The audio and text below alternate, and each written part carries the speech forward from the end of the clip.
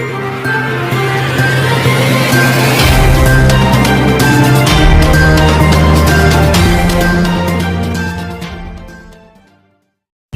అండి everyone, AP మీడియాకు స్వాగతం.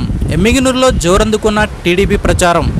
ఘనంగా చేనేతల ఆత్మీయ సమ్మేళన సభ. రాష్ట్ర అభివృద్ధి టీడీపీతోనే సాధ్యం. మాజీ ఎమ్మెల్యే బివి జయనేశ్వరరెడ్డి. కర్నూలు జిల్లా ఎమ్మిగనూరు నియోజకవర్గంలో ఎమ్మిగనూరు పట్టణం నందు పద్మశ్రీ మాచాని సోమప్ప నగర్ కాలనీలో మాజీ ఎమ్మెల్యే బివి జయనేశ్వరరెడ్డి టీడీపీని గెలిపించాలని జోరుగా ప్రచారం కొనసాగిస్తున్నారు.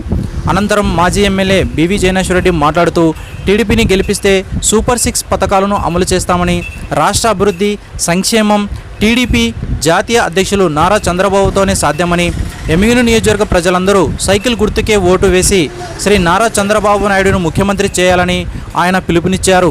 అనంతరం చేనేతల ఆత్మీయ సమ్మేళన సభ కార్యక్రమం నిర్వహించారు. ఈ కార్యక్రమంలో కర్నూలు ఎంపీ సంజీవ్ కుమార్, డాక్టర్ మాచాని సోమనాథ్, ఎమ్మిగనూరు పట్టణ టీడీపీ నాయకులు భారీ సంఖ్యలో పాల్గొన్నారు.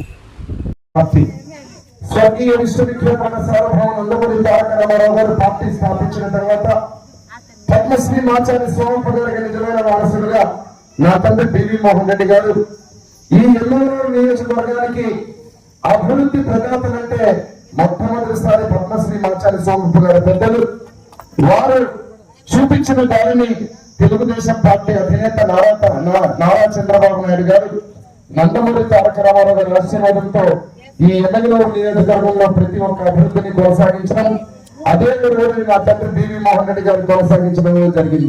తర్వాత ఒక నిర్ణయం చేస్తున్నాం, అక్కడ అండర్ గ్రౌండ్ డ్రైనేజ్ లేకపోయినా కాలువలు పెట్టి సోమప్ప నగర్లో మళ్ళీ పూర్తిగా రోడ్లు పూర్తి చేస్తామని చెప్పి తెలియజేస్తున్నా. దాని జోలికి పోనీ లేదు, ఎందుకంటే ముందు రోడ్లు పూర్తి చేయాలా, నడవటానికి ఇబ్బంది అని చెప్పి కింద పడిపోతూ కాళ్ళు ఇరిగిపోతున్నాయి, ప్రాణాలు పోతున్నాయని చెప్పి ఇబ్బంది పడుతూ చెప్పినటువంటి వాళ్ళు ఉదయం నుంచి ఎంతో మంది నాకు చేతులు పట్టుకొని చెప్పడం జరిగింది.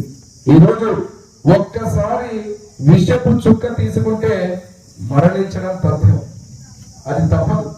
విషపు చుక్క ఒక్కసారి తీసుకుంటే ఏమీ కాదు అనుకుంటే చాలా ప్రమాదం. పోయినసారి ఒక్క అవకాశం అని చెప్పి మనం ఓట్లేసాం.